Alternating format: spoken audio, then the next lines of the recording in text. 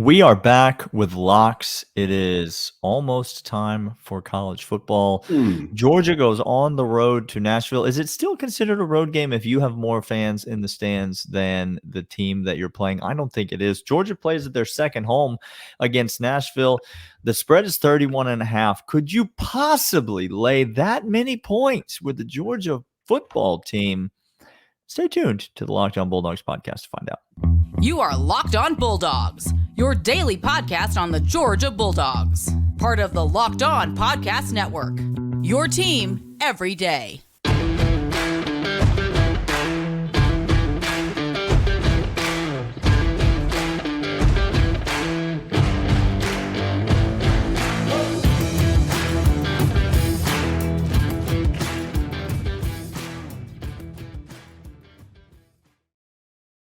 Welcome back, everybody. Today's episode is brought to you by FanDuel. They're fantastic, Daniel. We love FanDuel. You should love them. Head over there right now. All the lines we're going to give you are coming from FanDuel.com. More on them in a moment. But we are talking locks today. Let's start with the Georgia game.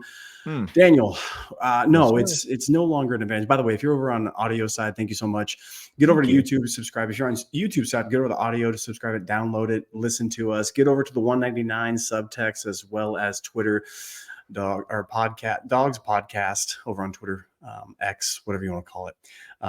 Daniel, it's not a home field advantage because you're Vanderbilt first. You're in Nashville second, and so they care about the medical facilities there. People care about let's say other things. Other things. Can confirm. People have other things on their mind on Saturdays in Nashville. And Georgia's going to travel well. We're going to see a lot of red in that half completed stadium.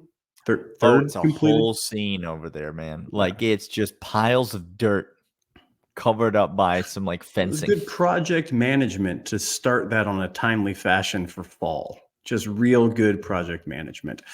It's the line for this game, Daniel, is over 30. It's 31.5. The over-under on this game, Daniel, is it still sitting at 50.5? What? It's 56. 56. 56. Okay. 56 puntos. So we're going to give our predictions. We're going to give our score predictions, but those are the lines. Those are the odds. Daniel, before we get to the predictions, do you have a lock in this game? I'm not going to lock it up. I have two strong leans, though. Okay. Give us your first strong lean. Lay them. That's my first strong lean. You want to lay these points. Okay.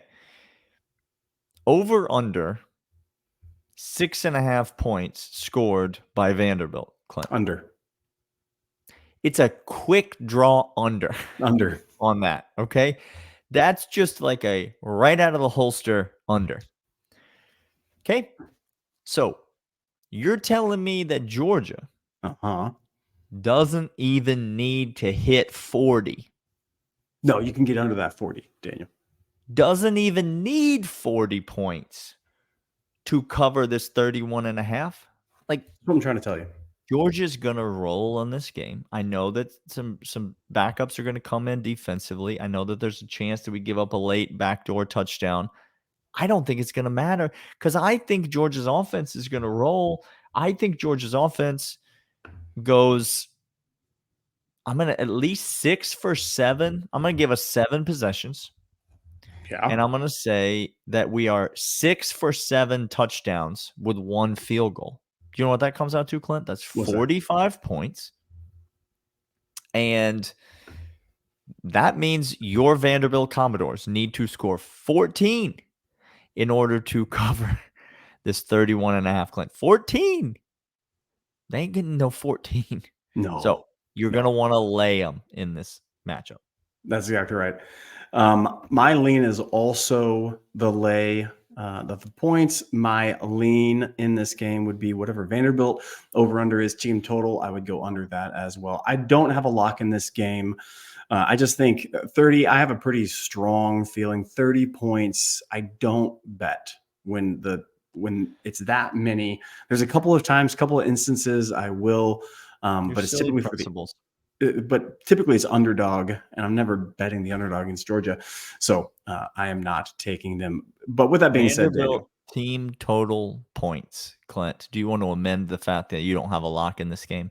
Because the line for Vanderbilt team total points is set at 10.5. Yeah, no, I'm going to go ahead and give a lock of this game. It's under the 10.5 for Vanderbilt team total. It's a lock. That's good money. I'm also going to take the under in this game, the full game under. 56. 56. I said I think Georgia's going to get 45. I'll give you my official score prediction. Georgia 6 for 7, 7 possessions, 6 touchdowns, 1 field goal, 45 points. Vanderbilt, I'm going to give them 6 points, 2 field goals, or a missed extra point, which low key Georgia's had a lot of extra points missed against them this season. Doesn't it feel like that? It's weird. Kentucky missed another one on Saturday. So I'm going to go 45-6, an easy cover, and squarely under that 56. But I'm not locking up either of those sides. What's your score prediction, Clint? Here's my score prediction for the game. It's 42-3. That's my score prediction. 42-3. That's 39 points, and you won't even jump in. You won't even lock up, get in the water with 31.5. Principles. Yeah. Daniel. Let's get to the next couple segments, and we'll see how many principles you have as you just throw log after log onto the fire.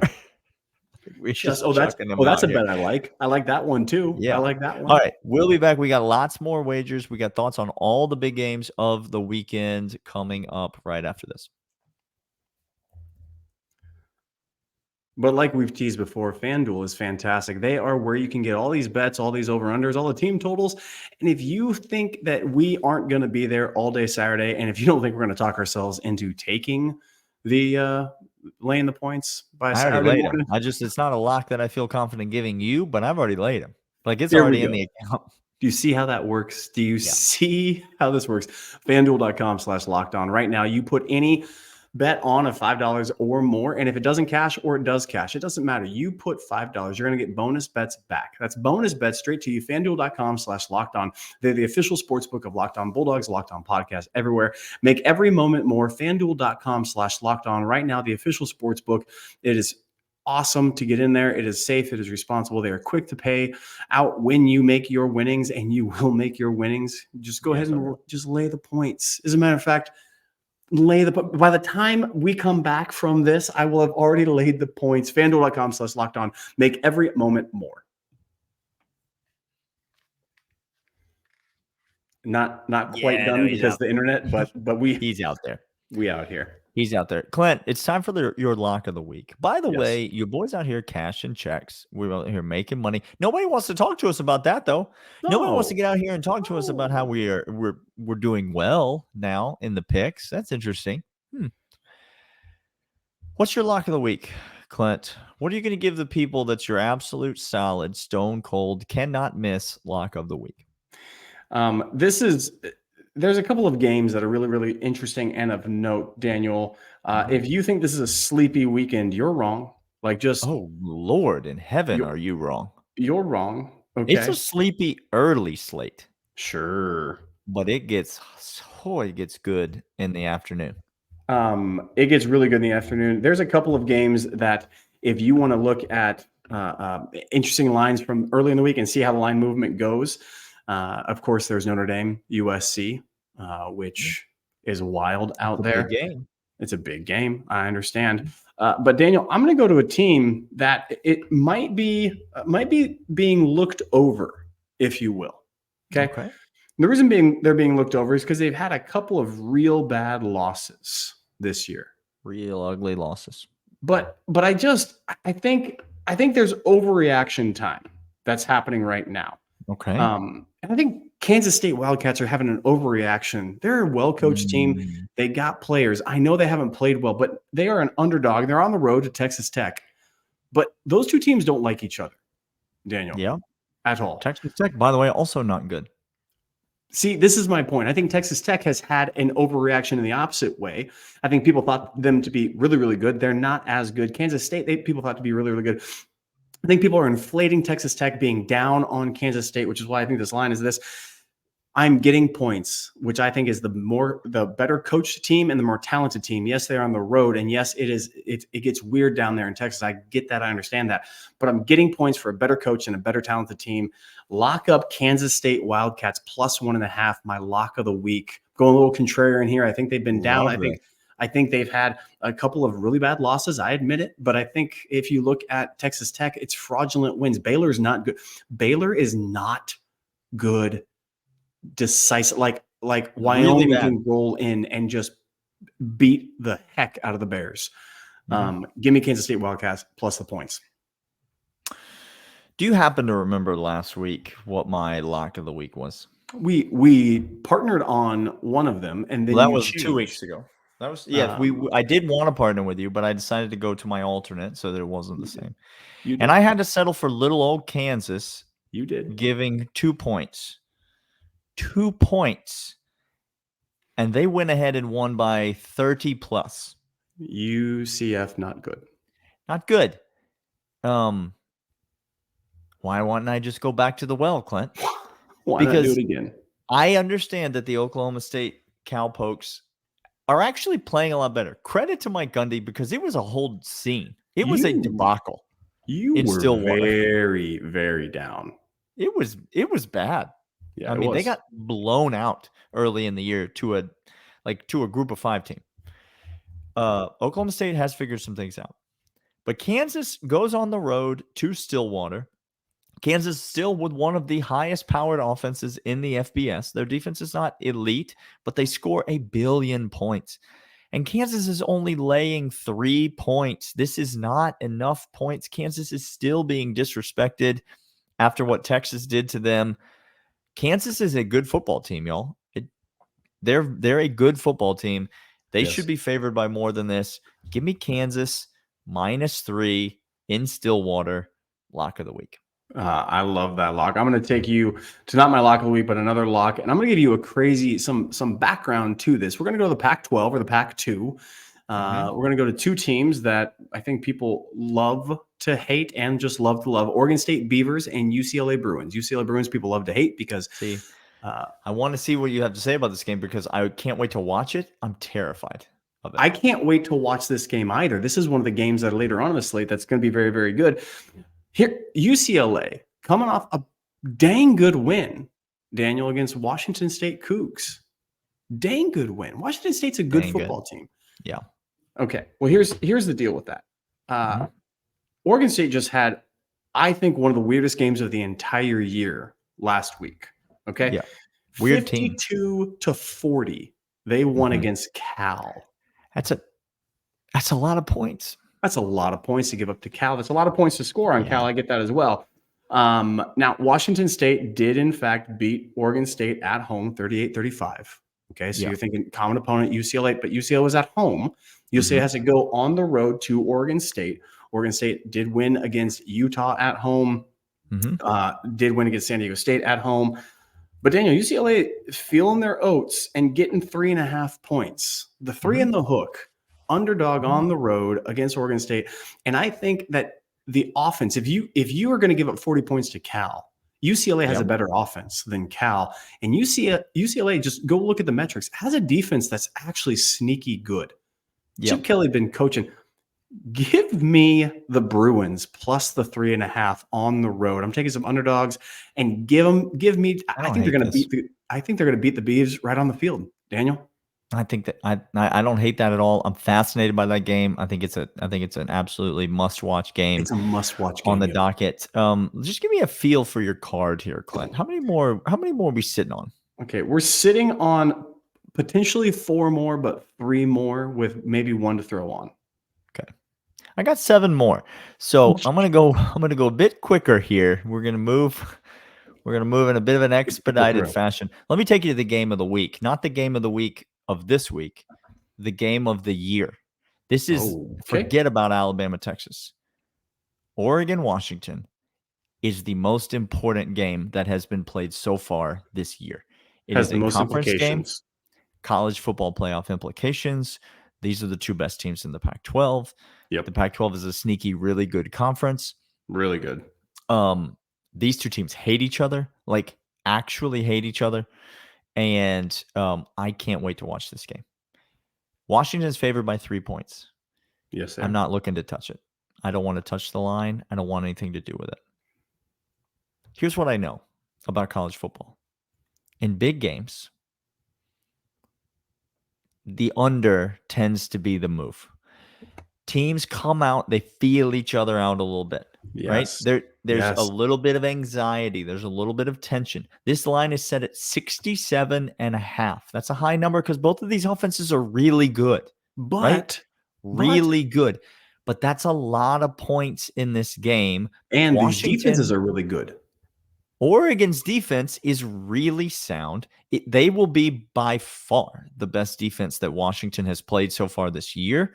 And so while Michael Penix and the Washington Huskies have been absolutely steamrolling people, this will be their toughest test. Now, I still expect Michael Penix to connect with some of those big-time wide receivers for some big plays. But give me the under 67.5 in Washington, Oregon. I'm going to take you to another Pac-12 game on Friday night, Clint. Here we go. Stanford, Colorado. Yep. Colorado's laying a lot of points. I actually like the points to just lay them with Colorado. Okay. But that's not the bet I'm going to make. Okay. I'm going to take another under. I'm going to take the under 60. I think Colorado's defense is trash, but Stanford's offense is worse. And so give me the under 60 in this game, Stanford, Colorado. I think it'll be a bit of a, I think this will be like a 28-10 type of game, maybe 35-21 type of game, but under 60 is a number that I'm very comfortable with on Friday night. Before we go to break and we come back and Daniel gives a couple more before I give my other ones, just Friday night, stay there for a moment. Really look hard into these lines. I don't have locks on them, but by Friday night, I probably will. Tulane is giving 4.5 to Memphis. Mm-hmm. Memphis is not that good. Thought they were, but they may not be. I would look long and hard at taking the green wave and giving the points for 4.5. I hate it.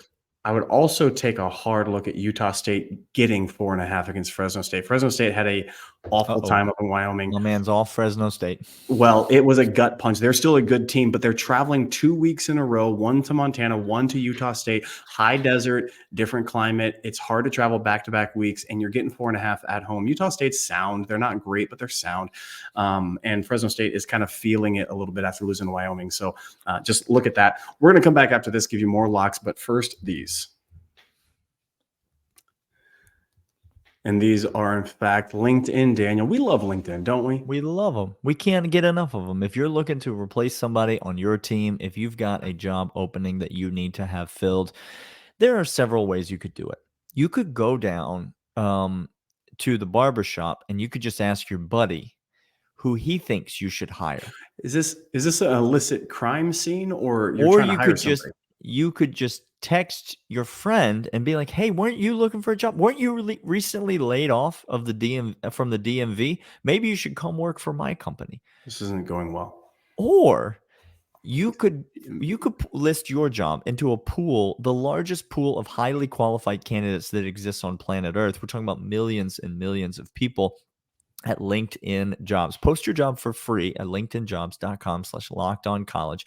They give you all the tools that you need to make the right hire for your business so that you can get moving and get done what you need to get done. LinkedIn.com/lockedoncollege. It is the place that you should turn. They give you interview questions so you know how to hire the right candidate. They fix you up and set you up with the most qualified candidates for your position. Don't leave it to chance when you're trying to fill an important role in your company. Go to LinkedIn Jobs, linkedin.com/lockedoncollege. All right, Clint.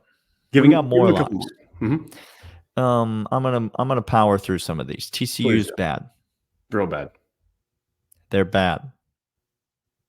Okay. BYU +5.5 on the road at TCU. Easy one. I'll take it. Louisville. Here we go. Are they feeling themselves right now? They are feeling themselves right now. Big win over Notre Dame. Not even close. Didn't even make it close. Went ahead and blew Notre Dame out at home. Notre Dame with a little look ahead week. Shame on you, Notre Dame. Notre Dame ought not be looking ahead of anybody on the schedule because they may not be good. More on that in a moment. Louisville really feeling themselves right now. They Up to are. 14 in the country, undefeated. You realize, by the way, Please that say more. Louisville, North Carolina, and Florida State are all undefeated. They're all in the ACC. And wait for this, Clint. None of them play each other the rest of the season.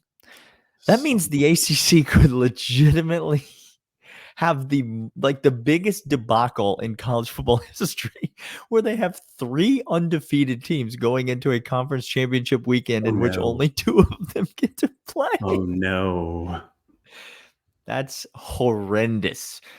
Louisville goes on the road to Pittsburgh this week, who's had a disappointing season. But there's just something about this line, Clint. I don't think Louisville loses the game, but it's Pittsburgh's catching 7.5 points. That's too many points on the road for Pittsburgh on a letdown spot for Louisville. Give me the Pitt Panthers plus 7.5 in that one.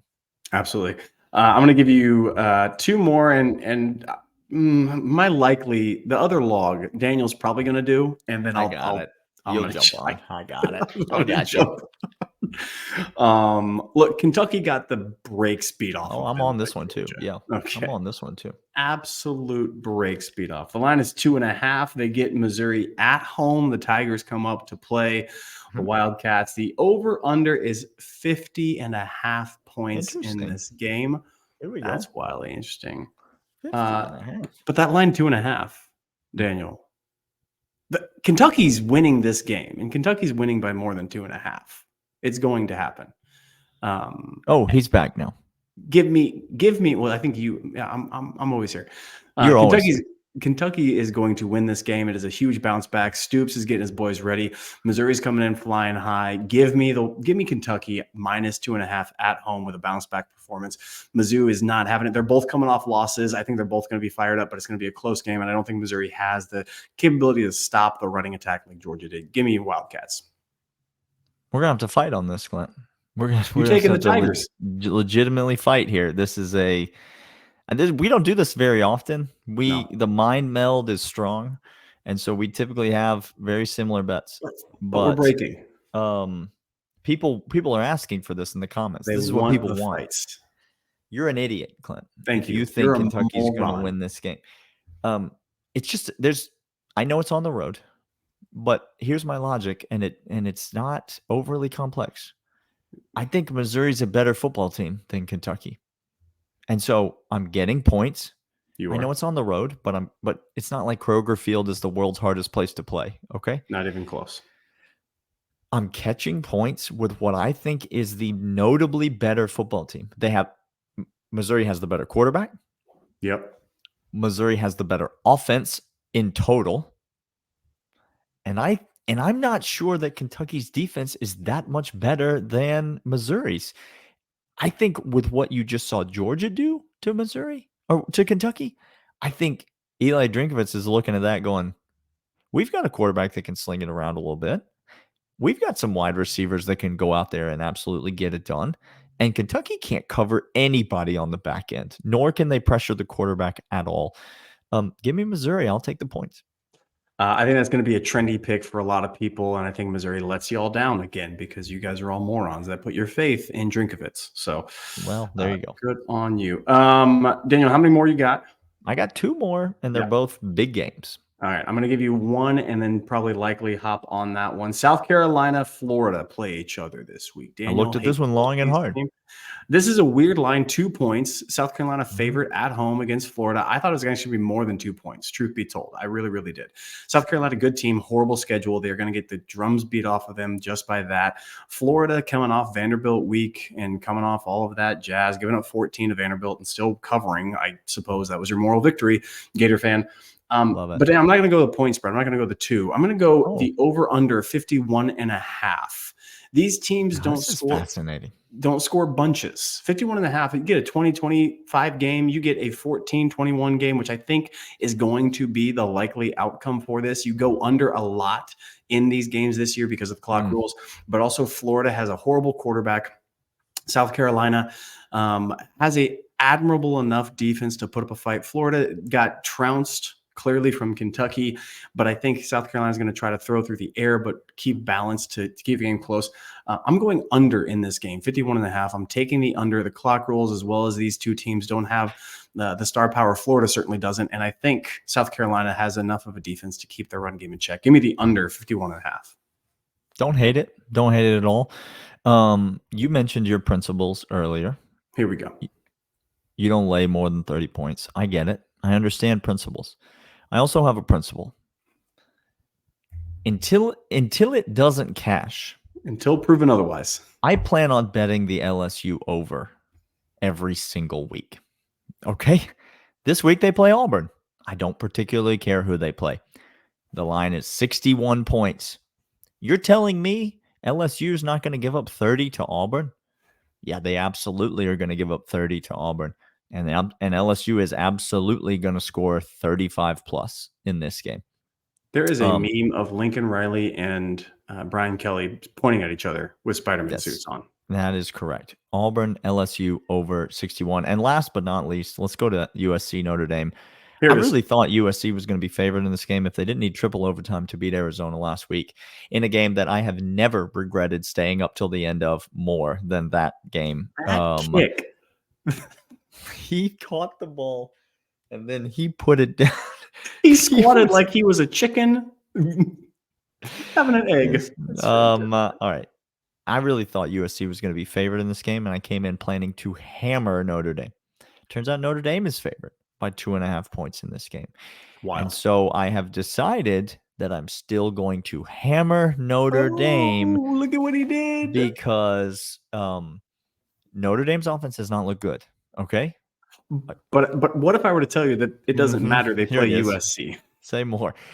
There's a cure for a bad-looking offense, and its name is the USC defense. Lincoln Riley abjectly does not care about playing defense. And this just in, the USC offense is not that good. I hate to break it to you guys. They're not that good. Caleb Williams is very, very, very good. The USC offense, however, is not that good. Notre Dame's going to score in this game. They're going to run the ball in this game. Sam Hartman's going to play well in this game. And Notre Dame at home is going to find a way to win this game. They should have beaten Ohio State at home, Clint. How many points would Ohio State be favored over USC by in a neutral site? 35. It's probably not that many. No, it's not. But it is potentially as many as like 9. I was going to say, it's going to be close to double digits. That's where I would I'd put it at 9.5, 10 is probably I'd go to 10. If Notre Dame puts the correct number of people on the field, they beat Ohio State at home. Notre Dame's going to find a way to win this game at home against USC. Notre Dame is not having the season that they thought they were going to have, already with 2 losses, and have not looked good doing it. But this is their Super Bowl. This is what they haven't had the season they want. This is their Super Bowl. USC is not going to make the playoff because they're not going to win the Pac-12 because it's going to be Washington or Oregon that beats them. So USC is not going to make a playoff. Notre Dame, this is the Super Bowl. It's at home. They can play defense very well. They are in close games. USC can't stop. I'm also locking up. This is my other log that I knew Dan was going to have. Give me Notre Dame. I don't care. Give the points away. USC Trojans don't scare me. This has been Locked On Bulldogs, part of Locked On Podcast Network, your team every day. We'll see you all tomorrow when we get excited, nervous, don't sleep on for the Vanderbilt game. We'll see you guys then. See ya.